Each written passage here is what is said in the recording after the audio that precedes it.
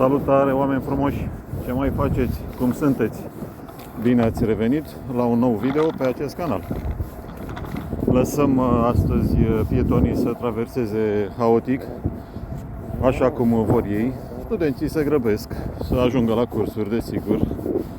Și vom descoperi astăzi un nou vehicul pe 4 roți. N-am mai întâlnit până acum așa ceva, așa că vă rog să fiți un pic atenți. Ce hibrid pe 4 roți mă depășește pe partea stângă. Un moped cu o bicicletă.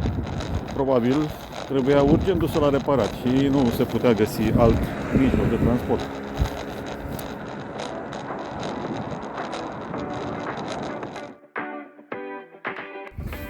Dar să lăsăm hibridul cu 4 roți și să mergem să luăm o gură de aer.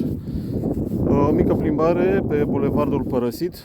Asta e denumirea care i-am dat-o eu, așa l-am botezat.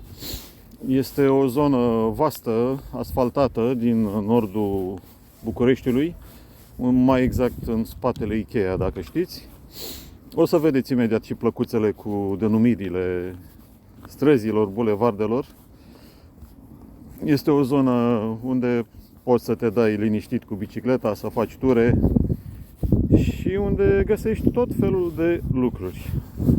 Vă las pe voi să priviți imaginile și vă urez în continuare o zi bună și să ne revedem sănătoși. Numai bine!